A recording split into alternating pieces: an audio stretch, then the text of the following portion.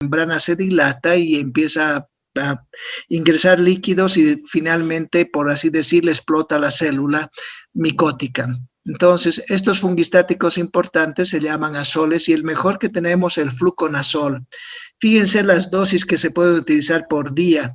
No solamente la dosis es 100, 150 miligramos, 200, etcétera, sino se puede llegar a 800 miligramos por día, ya sea intravenoso o vía oral cada 24 horas. Es un fármaco que si viene por vía oral se toma una sola vez al día. En infecciones un tanto rebeldes se utilizan 200, pero la dosis casi estándar es 150 miligramos una vez al día. Aquí dices el fármaco de elección para muchas candidiasis localizadas como las infecciones del tracto urinario, las candidiasis oral y vaginal, en las que se utiliza 150 miligramos en dosis única.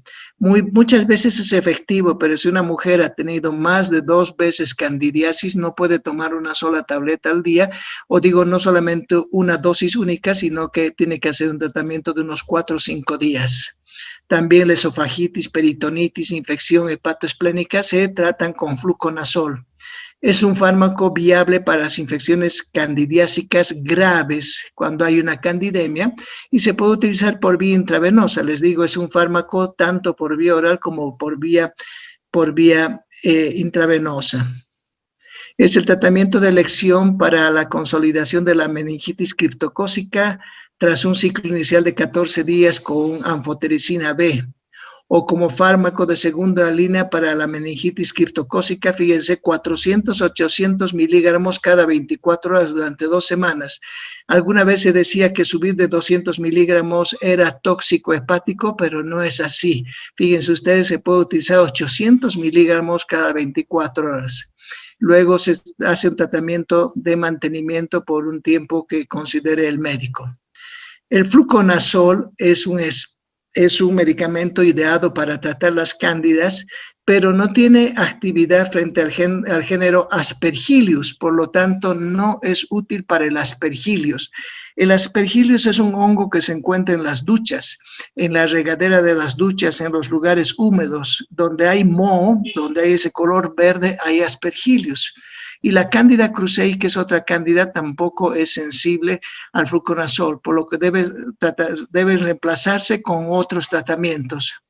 La Candida glavatra, fíjense que no hay solamente una cándida, hay varias cándidas. La que más tenemos en nuestro medio es la Candida albicans, pero la Candida krusei y la Candida glabrata no son sensibles al fluconazol y pueden ser resistentes, al igual que el Aspergillus.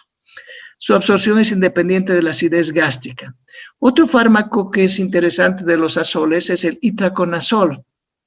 En algún momento el itraconazol pareció que iba a ser superior al fluconazol. Lamentablemente el costo es muy alto, pero tienen la misma actividad, así que se puede utilizar ambos. Sin embargo, tiene algunas virtudes el itraconazol. Fíjense la dosis, 200 a 400 miligramos cada 24 horas, muy parecida al fluconazol. Es un triazol con una actividad antimicótica de amplio espectro. Suele usarse para tratar micosis endémicas como coccidioidomicosis, histoplasmosis, es decir, es de más amplio espectro. El otro era más limitado a las cándidas. En el tratamiento para Aspergillus puede también utilizarse este medicamento para tratar a los dermatofitos, incluyendo las micosis de las uñas de los pies. Fíjense, 200 miligramos cada 24 horas durante 12 semanas. No se olviden que el tratamiento de las micosis ungueales es largo, ya sea con estos medicamentos o con otro como la anfotericina B, etcétera, o la grisofulvina. Son tratamientos muy largos. Aquí hablamos de itraconazol durante 12 semanas. Y de las uñas de las manos, 200 miligramos cada 12 horas durante una semana, con una interrupción de 3 semanas y posteriormente seguido de 200 miligramos cada 12 horas durante una semana. Entonces, los tratamientos para las onicomicosis revisten una importancia porque los hongos en las uñas son difíciles de tratar.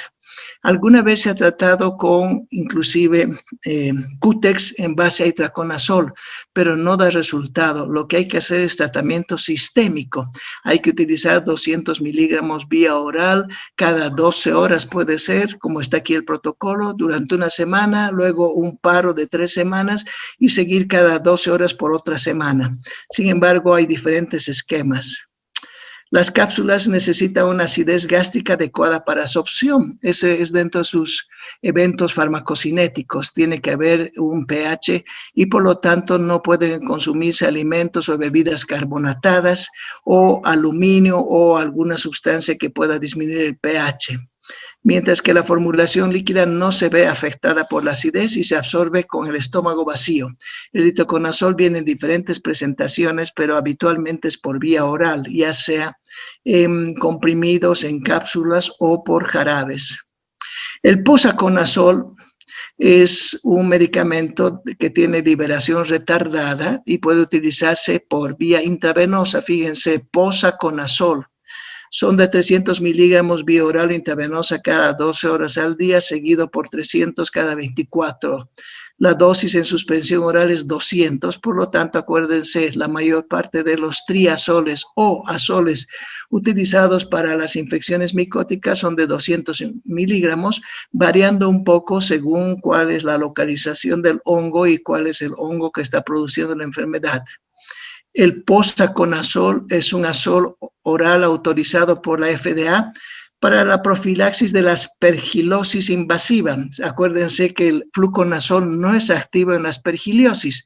Aquí tenemos para la aspergiliosis invasiva y la candidiasis en pacientes que han tenido trasplante de médula ósea o en pacientes que tienen neutropenia por la quimioterapia y tienen mucha cándida bucofaringea. El posaconazol existe en nuestro medio y se lo puede utilizar. También ha mostrado eficacia este medicamento para tratamiento de mucormicosis, si bien no está autorizado por la FDA para este uso. Cada dosis de suspensión debe administrarse con comidas completas, suplemento de líquidos o bebidas carbonatadas ácidas. El tratamiento con antiácidos puede reducir la absorción de la suspensión oral, pero no de los comprimidos de liberación retardada. Quizás el único éxito que tiene este medicamento es que es de liberación retardada. La rifabutina, fenitoína, cimetidina reducen significativamente las concentraciones del posaconazol y no deben administrarse en forma sistémica al mismo tiempo. El posaconazol aumenta la biodisponibilidad de la ciclosporina, el tacrolimus y el midazolam, por lo que se deben reducir dosis de estos fármacos cuando se emplean con posaconazol. Por suerte, ninguno de esos medicamentos es de uso común ni para manejo del médico general. La ciclosporina lo manejan los inmunólogos, el tacrolimus también, y el midazolam lo manejan los anestesiólogos, psiquiatras, por lo que debe reducirse las dosis y recordar quizás midazolam con posaconazol. Debe considerarse también la reducción de las dosis cuando se utilizan alcaloides de la vinca. Los alcaloides de la vinca se utilizan para tratar el cáncer, las estatinas para los niveles altos de colesterol y antagonistas del calcio para la hipertensión. La terfenadina, el astemisol, la primosida, la cisaprida, quinidina y alcaloides ergotamínicos están contraindicados con el posaconazol. Esta es pregunta de examen siempre. ¿Qué medicamentos no deben juntarse al posaconazol? Fíjense, la terfenadina, un medicamento que se ha utilizado por mucho tiempo y que dijimos que producía problemas cardíacos, es un antihistamínico que hoy por hoy no se utiliza. El astemisol es otro antihistamínico. La primosida es un medicamento que sirve para impulsar el intestino, maneja el intestino, mueve el intestino.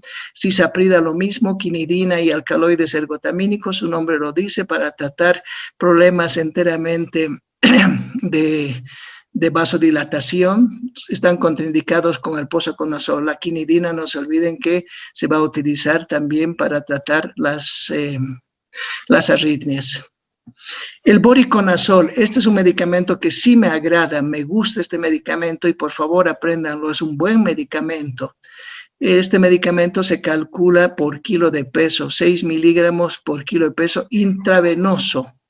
2 dosis con intervalo entre ellas de 12 horas, seguidas de una dosis de mantenimiento de 4 miligramos intravenoso cada 12 horas o 200 miligramos vía oral cada 12 horas. El voriconazol es un antifúngico fantástico. Yo lo digo, he utilizado en pacientes que estaban inmunodeprimidos con una candidiasis severa y han salido adelante mejor que con el fluconazol. Es un antifúngico triazólico con espectro de actividad frente a una gama amplia de hongos patógenos. Tiene actividad in vitro aumentada frente a todas las especies importantes de Aspergillus, así como de cándidas. Por lo tanto, vuelvo a decir, es mejor que el fluconazol, porque el fluconazol no actúa sobre Aspergillus, incluyendo la mayoría cándidas no albicans. Acuérdense que el fluconazol era sobre todo para cándidas albicans y para otros géneros más. Es el tratamiento de elección en las formas invasivas de aspergillosis. Vuelvo a decirle, el aspergillus se contagia en los baños públicos, frente a los cuales ha mostrado una tasa de respuesta 40-50% y una superioridad inclusive mejor que la anfotericina B. Es eficaz en el tratamiento de la candinemia, cuando las cándidas han invadido el cuerpo, las candidiasis esofágicas, las infecciones por otras especies. Una de las ventajas del voriconazol es la fácil transición del tratamiento intravenoso a vía oral, debido a su excelente biodisponibilidad. Tiene más de 90% de biodisponibilidad, por lo tanto las dosis intravenosas semejan a las dosis orales. Para las infecciones fúngicas refractarias puede ser útil un aumento de la dosis de 50%. Debido a su metabolismo a través del sistema P450, utilizando la 3A4, existen algunas interacciones farmacológicas clínicamente significativas que se deben tener en cuenta con el uso del voriconazol. La rifampicina, que hemos dicho que se van a utilizar para algunas infecciones, meningitis particularmente y también para la tuberculosis. La rifabutina, carbamazepina, reducen las concentraciones del voriconazol. Carbamazepina será un medicamento antiepiléptico que puede bajar un poquito la dosis. El sirolimus aumenta la concentración del fármaco y el astemisol, que vuelvo a decir es un antihistamínico, prolonga el intervalo QT. Están contraindicados con el uso de voriconazol. El voriconazol, por lo tanto, es un buen medicamento, pero hay que tener cuidado con mezclar con algunos otros fármacos porque van a alterar sus concentraciones y van a hacer que haya muchas interacciones farmacológicas, vuelvo a decir, con fármacos que están utilizando el sistema de la P450. La administración coincidente con ciclosporina, tracolimus, warfarina requiere vigilancia constante. No se olviden que los pacientes que tienen trombosis venosa profunda o han tenido en algún momento, toda la vida requieren de warfarina. Dosis pequeñas, medianas, grandes, la warfarina viene de 0,5 miligramos, pero se puede dividir en un cuarto de tableta, media tableta o una tableta y media, según el grado que tenga de trombosis el paciente, si hubiese un tratamiento de por vida. Por lo tanto, al utilizar medicamentos farmacológicamente, ustedes deben hacer una anamnesis indicando qué compuestos toma, y si toma warfarina, ponerse atentos porque la warfarina tiene muchas interacciones farmacológicas. Hay otros medicamentos que se llama el sulfato de isabucosanonio y el profármaco del isabuconazol. Lamentablemente, estos medicamentos no tenemos en nuestro medio, así que lo pasamos por alto, tampoco han sido muy autorizados por la FDA. Y aquí vemos otro medicamento. El ketoconazol y el ritonavir en dosis elevadas pueden aumentar significativamente las concentraciones del isabuconazol, por lo que están contraindicados su uso con este fármaco. No creo que pregunten nada del uso ni el nombre lo sé, isabuconazol, porque no se utiliza en nuestro medio, pero por si acaso tienen que leer. Ahora, fíjense, náuseas, diarrea, exantemas son efectos leves de los azoles.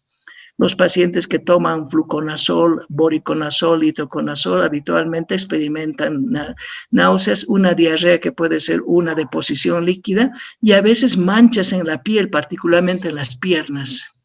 La hepatitis es una complicación infrecuente pero grave. Se ha dado hepatitis con el ketoconazol y el ketoconazol hoy por hoy está casi proscrito porque ha producido hepatitis mortales. Se debe vigilar el tratamiento cuando existe alguna alteración de la función hepática y debe pedirse pruebas de funcionamiento hepático en forma crónica. Los azoles también pueden provocar una prolongación del intervalo QT. Eso hay que tener en cuenta, sobre todo en aquellos pacientes que ya han tenido alteraciones o enfermedades cardíacas, valvulopatías y alteraciones del ritmo. Las concentraciones de itraconazol deben probarse tras una semana de tratamiento para confirmar su absorción. Las formulaciones intravenosas de voriconazol y posaconazol no deben usarse de forma sistemática en pacientes con un clearance menor a 50. No se olviden que todos estos medicamentos de alguna forma son nefrotóxicos y hepatotóxicos, y antes de utilizar hay que pedir un aclaramiento de creatinina, y si es menor hay que ver cómo se va a disminuir la dosis debido a la posible acumulación y toxicidad del vericiclodextrina que tiene. La alteración visual transitoria es un efecto adverso frecuente, 30% del voriconazol. Esta clase de antibióticos presenta interacciones farmacológicas importantes. Bien, entramos a otro grupo de antimicóticos que son las equinocandinas. Les había dicho que la caspofungina es el mejor representante. Son antimicóticos que inhiben a la enzima 1,3-beta-D-glucanosintasa, que es esencial en la síntesis de la pared de las células de los hongos. Estos medicamentos aparecieron recién hace unos 15 años, así que tampoco son medicamentos muy antiguos. El acetato de caspofungina, 70 miligramos intravenosas como dosis de carga, luego 50 miligramos cada 24 horas, tiene fuerte actividad fungicida. Este sí es un fungicida. El fluconazol era fungostático frente a la mayoría de las cepas de aspergillos y cándida, incluyendo cepas de cándida resistentes a los azoles. Por lo tanto, la caspofungina es un buen medicamento. Sin embargo, otras formas de cándidas, como es la cándida guillermondini y la cándida parapsilosis, pueden ser resistentes. La caspofungina no posee actividad apreciable sobre criptococos, histoplasmas, blastomyces, coccidioides ni del género Mucor. Su uso está autorizado para el tratamiento de la candidemia y la aspergillosis invasiva refractaria, así como el tratamiento empírico en la neutropenia febril. ¿Quiénes hacen neutropenia febril? Aquellos pacientes que reciben quimioterapia o radioterapia y tienen las defensas bajas, y en esos casos sí hay que utilizar medicamentos antimicóticos, antibacterianos, antivirales, etc. Su metabolismo es hepático, utiliza el sistema P450. Es necesario aumentar la dosis si se usa con fármacos que inducen el metabolismo hepático, como el efavirenz y el nefilbaranavir, que son antivirales, o fenitoína, rifampicina, etc. La dosis de mantenimiento debe reducirse a 35 miligramos. Estamos hablando de la caspofungina en pacientes con disfunción hepática moderada. Los datos in vitro y los escasos datos clínicos sugieren un efecto sinérgico cuando la caspofungina se administra con itraconazol, por lo tanto se pueden juntar con ellos voriconazol o anfotericina B para tratar las infecciones por aspergillos. Los efectos adversos, igual que los otros, náuseas, diarrea, exantemas, fiebre y flebitis en el lugar de la inyección. Otros medicamentos que han salido estos últimos 2 años son la micafungina sódica, que se emplea para la candidemia, 100 miligramos intravenosa al día, la candidiasis esofágica, la profilaxis fúngica en pacientes receptores de trasplante de células madres hematopoyéticas. Son medicamentos que no tenemos en el medio, pero que nos muestran que son muy efectivos, sobre todo aquellos que tienen leucemia y han sufrido un trasplante de médula ósea. El espectro de actividad es similar a la anidulafungina y a la caspofungina, aunque la micafungina aumenta las concentraciones séricas de sirolimus y de nifedipino. Estos aumentos pueden no ser significativos. La micafungina puede aumentar concentraciones de ciclosporina, no van a manejar eso, no es necesario modificar las dosis en la disfunción renal o hepática. Efectos adversos son elevación de pruebas funcionales hepáticas y en algunos casos exantemia y confusión mental. Otro medicamento que ha salido es la anidulafungina. que se utiliza como dosis de carga, una cantidad seguida después de 100 miligramos intravenoso cada 24 horas para el tratamiento de la candidemia y otras infecciones sistémicas producidas por cándidas.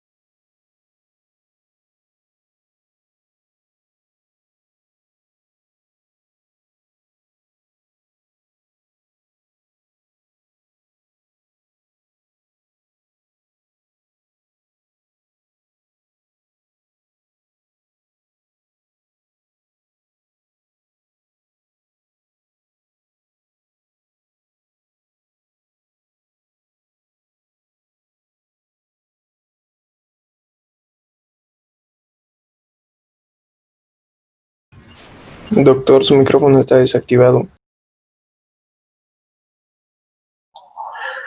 Ahora sí, creo que todo el rato estaba desactivado.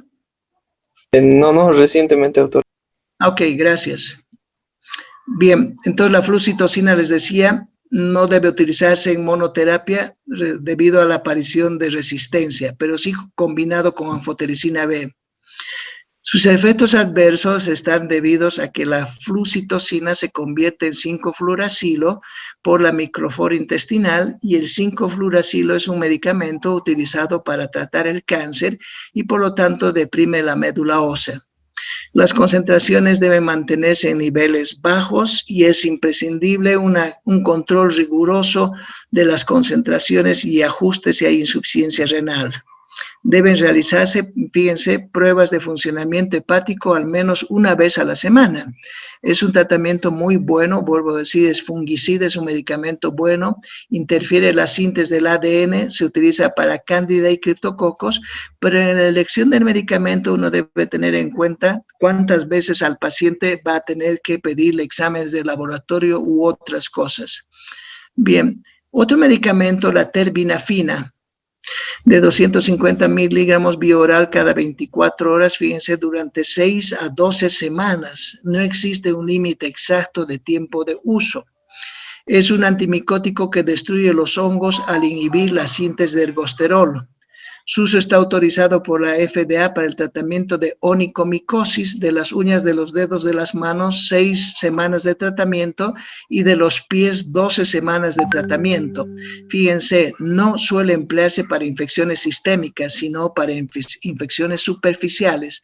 La terbinafina es un buen medicamento. Hoy por hoy ha reemplazado prácticamente a la grisofulvina en su tratamiento. Sin embargo, tiene efectos adversos, hay cefalea, exantemas, trastornos digestivos, trastornos del gusto, alteraciones de pruebas funcionales hepáticas. No se debe utilizar en pacientes con cirrosis ni con un clearance de creatinina menor de 50, etc. Tiene una afinidad solo moderada por enzimas hepáticas del P450 y no inhibe significativamente el metabolismo de la ciclosporina ni de la warfarina. Eso es en cuanto a micóticos, pero vamos a ver otros más que me interesa de antimicóticos. Aquí están. Esto sí. La anfotericina B. La anfotericina B es un fármaco de difícil manejo. No es tan sencillo y muchas veces no puede utilizar el médico general. Sin embargo, tienen que conocer cómo se maneja este medicamento. Este medicamento lo maneja habitualmente el especialista en infectología y más aún el especialista en enfermedades micóticas. La anfotericina B es un fármaco fungicida. Ya estamos viendo fungicidas y fungostáticos que interactúan con el colesterol y altera la permeabilidad celular del hongo.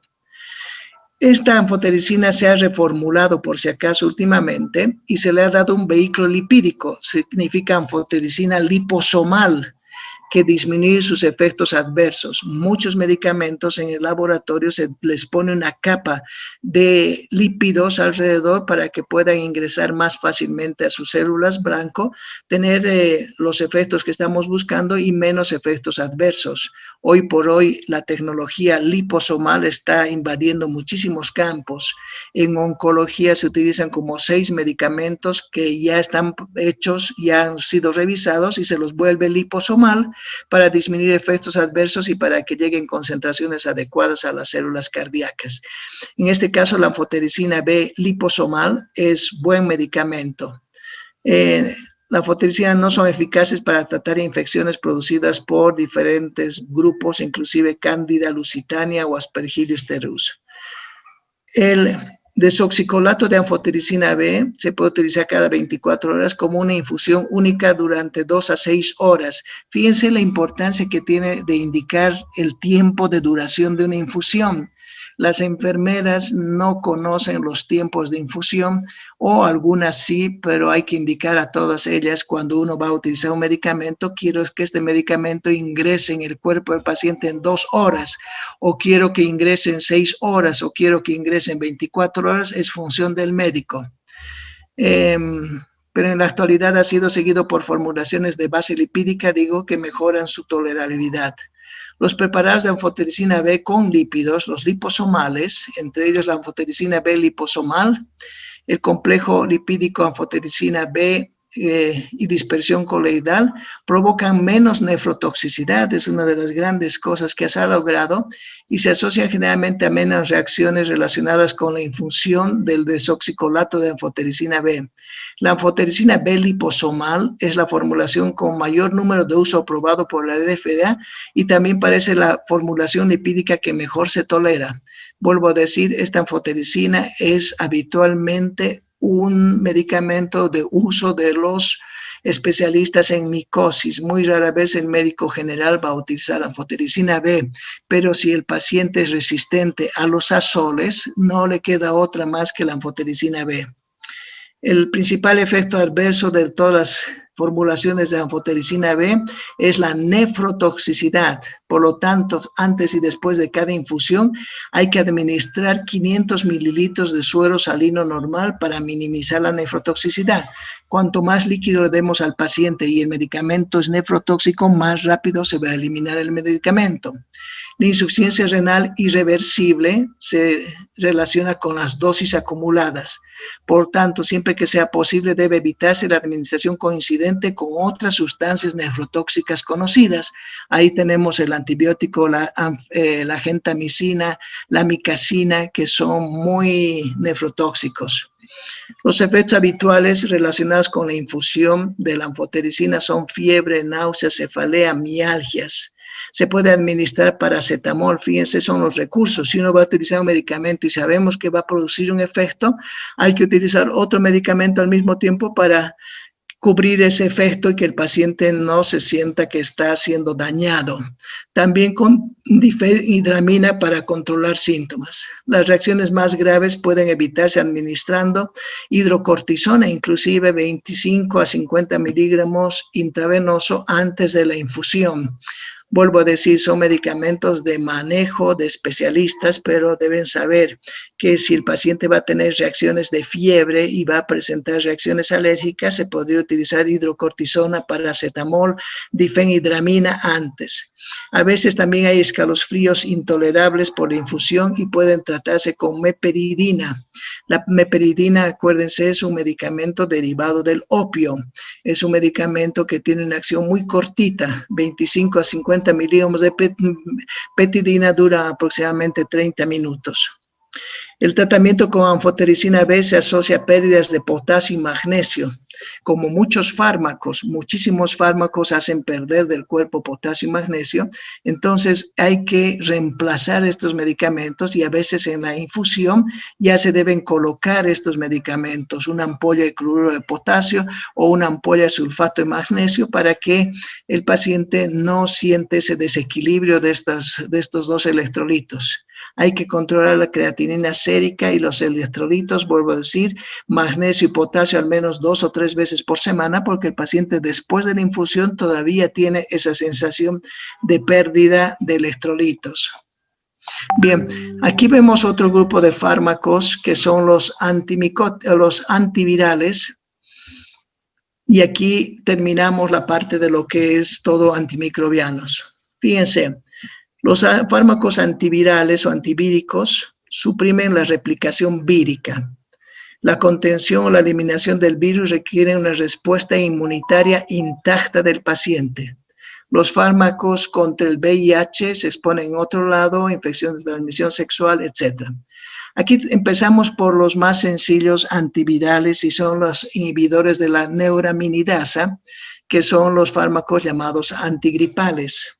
Entre los antigripales tenemos el Zanamivir, el Oseltamivir y el Peramivir, que estos medicamentos fueron ideados para tratar sobre todo a los virus de la influenza o virus que causan la gripe. Todos ellos bloquean la neuraminidasa de los virus gripales A y B. Esta actividad es necesaria para conseguir la salida y liberación de los virus de las células infectadas. Entonces, su efecto y su mecanismo más importante es bloquear a la neuraminidasa. No se olviden que son dos enzimas las que están metidas en los virus. Una de ellas es la neuraminidasa. Estos fármacos han demostrado una ligera actividad en ensayos clínicos con una mejoría de 1 a 2 días en los síntomas del paciente tratado las primeras 48 horas de los síntomas gripales.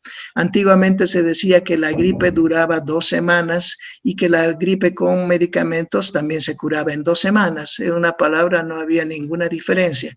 Pero hoy por hoy se ve que si se utilizan en los primeros días de un proceso infeccioso viral de tipo gripal, puede controlarse. Al inicio de cada temporada de gripe se recomienda consultar y ver cuál es el antivírico más eficaz. El Oseltamivir y el Zanamivir son efectivos en la profilaxis de la gripe. La vacunación anual frente a esta enfermedad, pero sigue siendo el método más eficaz de profilaxis y evitar las contaminaciones, particularmente en las épocas de invierno.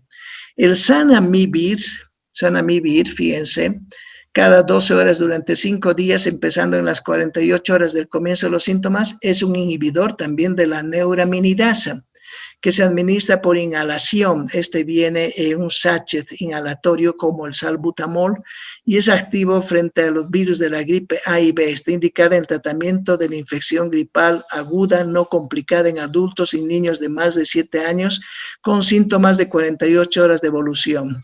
El fármaco también se recomienda para profilaxis de gripe en pacientes mayores de 5 años.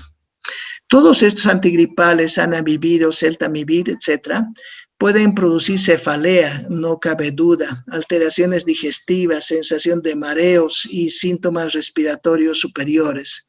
Puede aparecer broncoespasmo o alteración de la función pulmonar en pacientes con trastornos respiratorios subyacentes que deben requerir de un broncodilatador de acción rápida para su control, y ahí tenemos el salbutamol en aerosol. El Oseltamivir en su momento fue como uno de los mejores. Fíjense, 75 miligramos cada 12 horas durante 5 días. Es un inhibidor de la neuraminidasa por vía oral y es activo en los virus de la gripe influenza A y B. Está indicado en tratamiento de gripe aguda en adultos y en niños mayores. También se recomienda profilaxis en adultos y niños mayores de 1 año.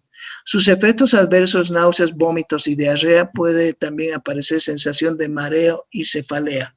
El Peramivir, 600 miligramos intravenoso, es un inhibidor de la neuraminidasa que se administra por vía intravenosa cuando la gripe está muy severa. En nuestro medio no necesitamos utilizar este, es un medicamento muy caro. Está aprobado por la FDA para tratamiento en dosis única de la gripe aguda no complicada en adultos cuando han durado menos de 2 días. No se ha demostrado que sea eficaz en casos graves que requieren hospitalización, medicamento que no tiene mayor sentido. Puede producir diarreas, reacciones cutáneas, alteraciones de los neutrófilos, etcétera, etcétera. Otro grupo de antivirales están los fármacos antiherpéticos, y esto sí lo van a manejar ustedes, las virosis, los herpes, varicela, etcétera, sí van a manejar. Y los fármacos antiherpéticos son análogos de los nucleótidos que inhiben la síntesis del ADN vírico. Tenemos uno de ellos, el aciclovir. El aciclovir es el mejor medicamento frente al virus del herpes simple, el virus de la varicela zóster, que fíjense, tiene que aumentarse la dosis varias veces al día para las infecciones localizadas o hasta inclusive para las infecciones graves debe aumentarse muchísimo las dosis. Está indicado en el tratamiento primario y las recidivas del herpes genital, la estomatitis herpética, que sale en la boca, en los labios, la encefalitis. Puede usarse como profilaxis en pacientes que presentan recidivas frecuentes y se puede utilizar 400 miligramos vía oral cada 12 horas. Fíjense que es la dosis muy amplia, tiene una ventana terapéutica muy grande el aciclovir. Podemos utilizar 200 miligramos cada 12 horas o podemos utilizar 800 miligramos 5 veces al día para cuando hay un herpes zóster muy severo. También se utiliza en el tratamiento del herpes zóster oftálmico, la infección primaria diseminada, el herpes zóster ya que afecta alguna parte, infecciones producidas en los niños también por la varicela. Los efectos adversos pueden producir una nefropatía cristalina reversible, la insuficiencia renal preexistente, la deshidratación y el tratamiento en bolos aumentan el riesgo de aparición de este efecto. Por lo tanto, cuando se va a utilizar intravenoso hay que hidratar adecuadamente al paciente y no colocar en bolus. Nosotros llamamos bolus en Sudamérica y bolus significa directamente de la inyección a la vena. Puede producirse en raras ocasiones alteraciones del sistema nervioso central, temblores, convulsiones, sobre todo en dosis elevadas y en pacientes que ya tienen insuficiencia renal o son ancianos. El valaciclovir, independiente del aciclovir, fíjense, se utiliza 1000 miligramos vía oral cada 8 horas para el herpes zóster y cada 12 horas para las infecciones genitales por el virus del herpes.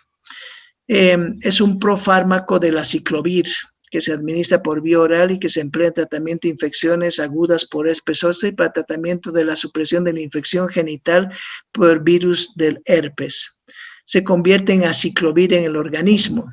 La ventaja que presenta es que la dosificación es menos frecuente que la del aciclovir. El efecto adverso común son las náuseas.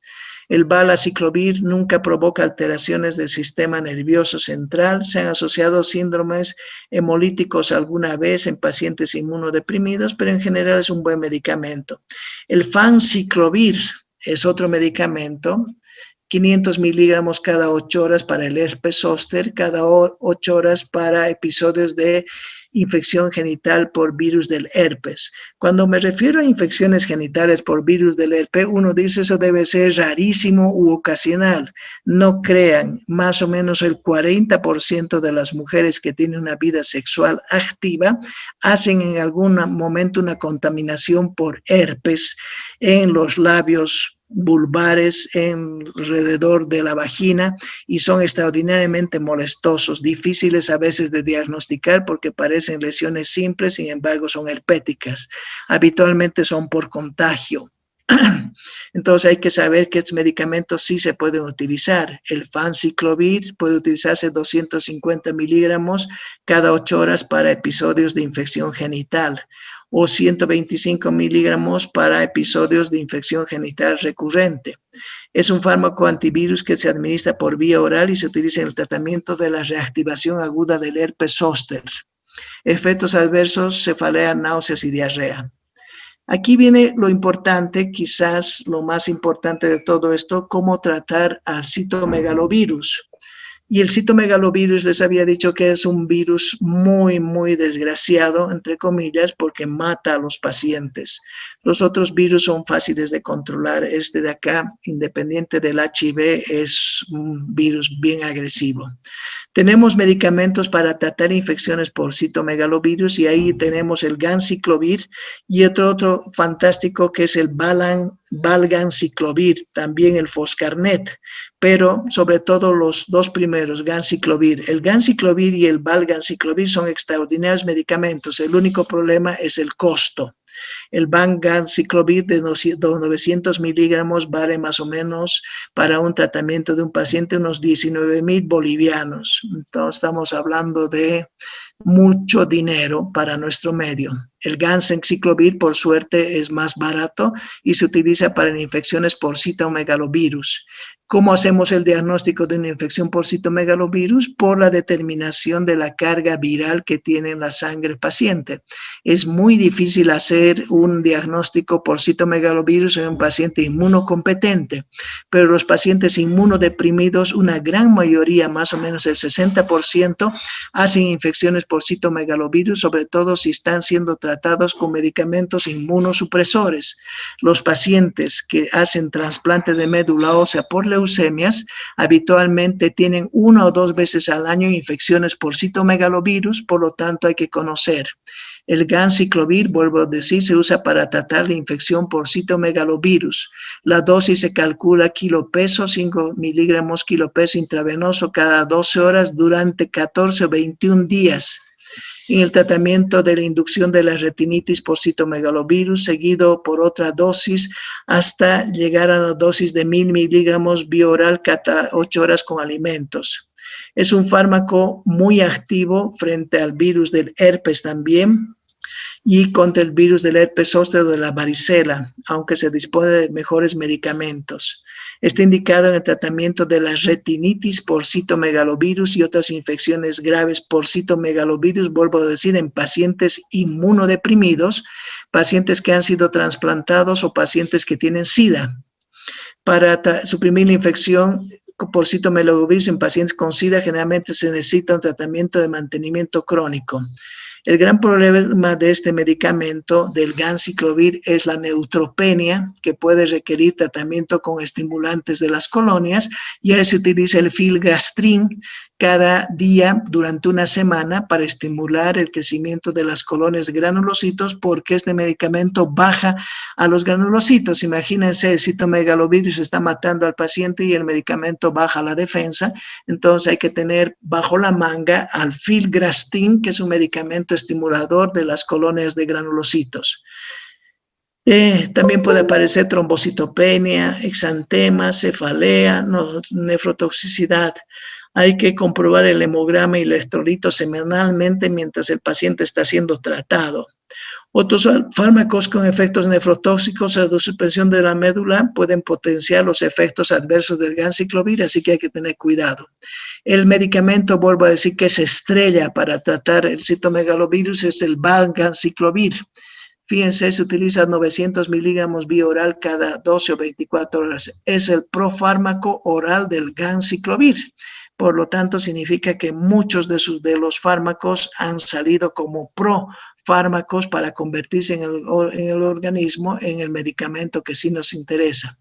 Este fármaco posee una buena biodisponibilidad y se utiliza el tratamiento de la retinitis por citomegalovirus.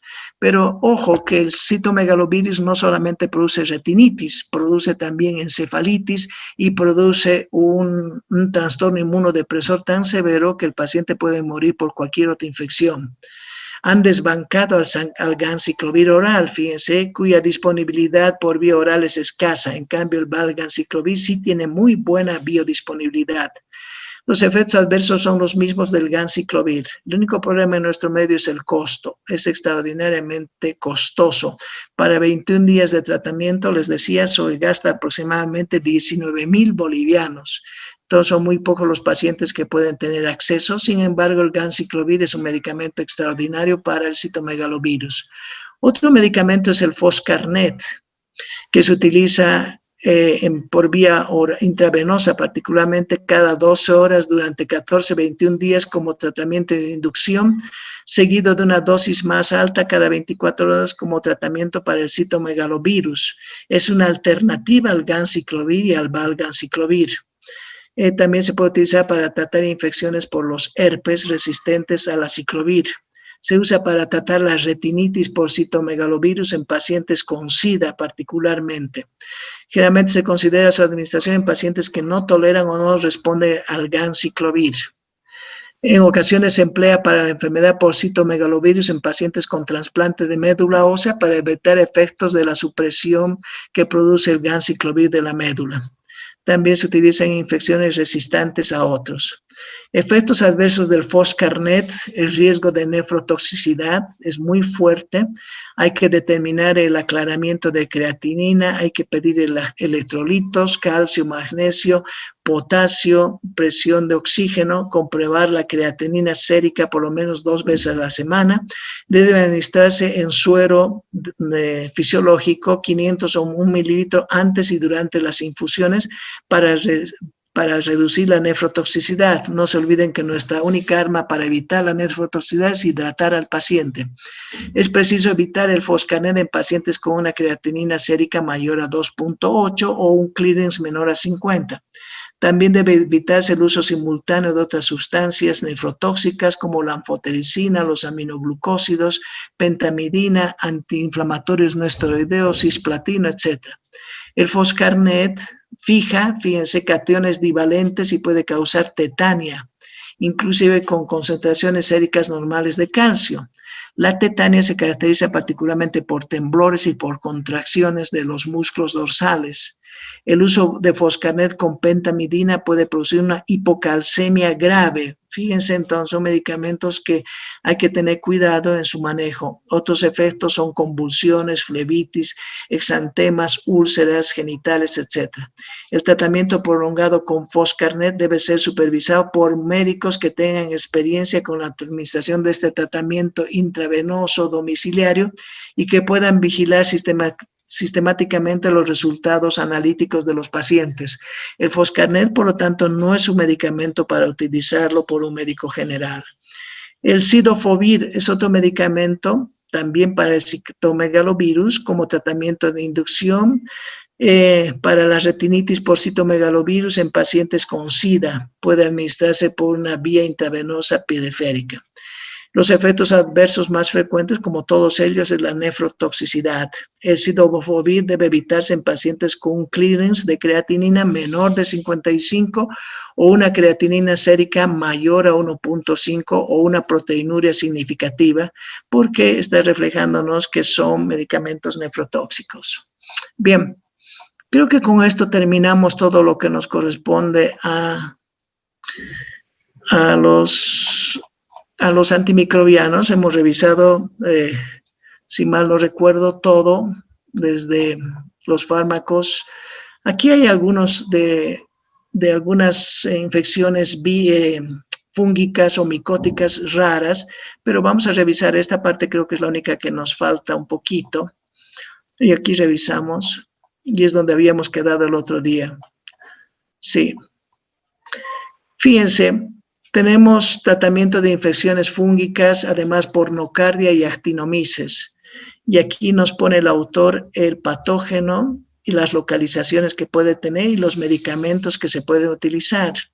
Para el Muguet, acuérdense que el Muguet es una micosis que ocurre en la boca, particularmente en las encías internas y además en la lengua, y se ven como si fueran manchas de leche o de yogurt en ese lado. Se puede utilizar con clotrimazol. Este clotrimazol es un también azol que puede venir en pastillas para chupar, o se da nistatina por 7 a 14 días. La nistatina viene en suspensión, que me he dicho, de 100.000 unidades.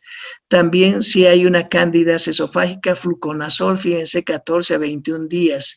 Si hay una candidiasis vaginal, se utiliza un azol tópico, puede ser clotrimazol o miconazol por 3 a 7 días, y fluconazol 150 miligramos vía oral, una sola dosis. Esto es relativo porque vemos constantemente que hay mucha resistencia al fluconazol y las cándidas vaginales están haciendo su agosto. No sabemos por qué, pero están difíciles de revertir. Cuando la recurrencia es muy frecuente, fluconazol 150 miligramos por semana durante 6 meses. Si hay candidiasis invasiva, fluconazol. Si hay especies no albicans, equinocandina o anfotericina B durante 14 días. Fíjense cómo el fluconazol es un medicamento extraordinariamente importante. Estas infecciones por Cryptococcus neoformans también responden al fluconazol. Eso hay que acordarnos. El fluconazol es un medicamento que sí debe conocerse muchísimo. La histoplasmosis también va a responder y responde al itraconazol. Es mejor que el fluconazol en este caso. Aquí los comentarios están: descartar, considerar glucocorticoides si hay alguna alteración, etcétera, etcétera.